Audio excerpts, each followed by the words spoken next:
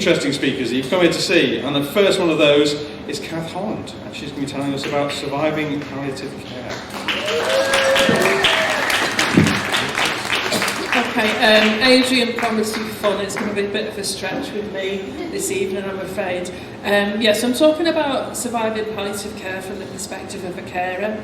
My husband Andy had bowel cancer and he died, and we benefited from palliative care for the last 7 months or so. So palliative care is basically for people with support, for people with life-limiting conditions. I'll go through our story a little bit. My husband he was diagnosed in 23rd of December 2017. My husband was diagnosed with bowel cancer, and we were told, it's fine, if you want to have children, we'll freeze sperm, rocky few months. That was the initial diagnosis. By the end of the year, you'll be absolutely cracking. And then he had radiotherapy to treat the main tumour.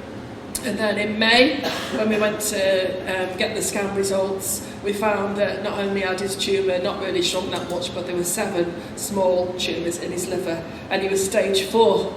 So then he had some chemotherapy, and in November we were called in to say, yeah, great, we've got some good news for you, the tumours have shrunk, and all we need to decide now is, are we going to operate on the liver first or the bowel?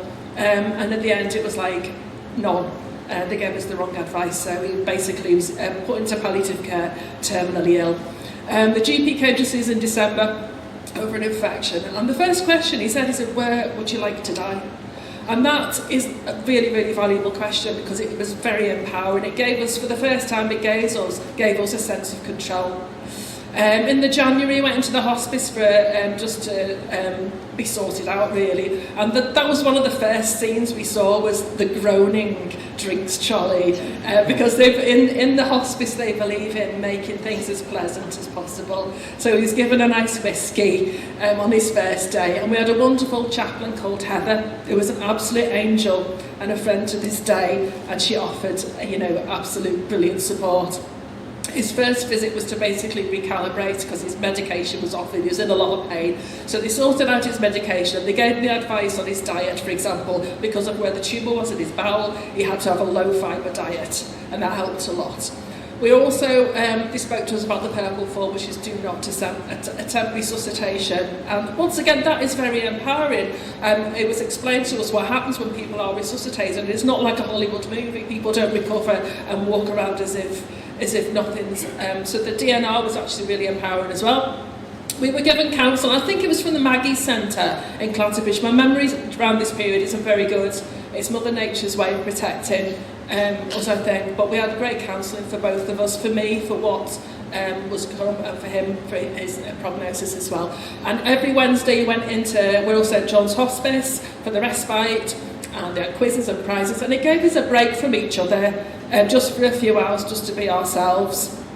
I was given a safe space to go and complain and cry and all the other things. And hand massages are at Wirral Hospice St John's are very, very good, and I can't underestimate it. Gave us practical advice, for example, the final weeks of Andy's life. They applied for PIP, and that was a godsend financially. We had district nurses that came to see us when he was at home. They supplied a male district nurse to give him a fella to talk to, and a syringe driver, which is basically all your medication that goes through all day, 24 hours, for people who can't swallow medication anymore. We had a Macmillan nurse. Some of them are better than others, some of them are great, but others not so good. We had an incident in the hospital when his syringe driver wasn't being changed, and I rang the Macmillan nurse and she came over and sorted out our cracker.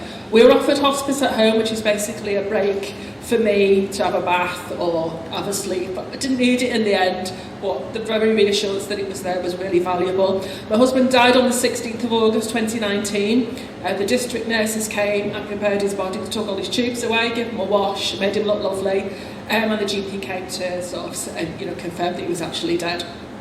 The funeral support was amazing. Heather, the chaplain, came and did the funeral service for me, and she didn't charge us anything because she knew I didn't have any money at the time, and that was an absolute beautiful gift that she was able to give. But the palliative care team were really supportive during that.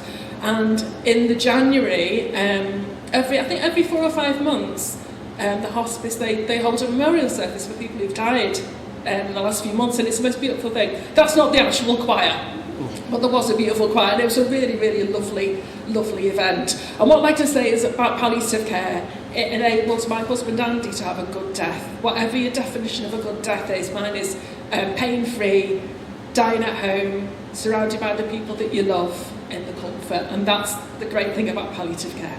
Thank you.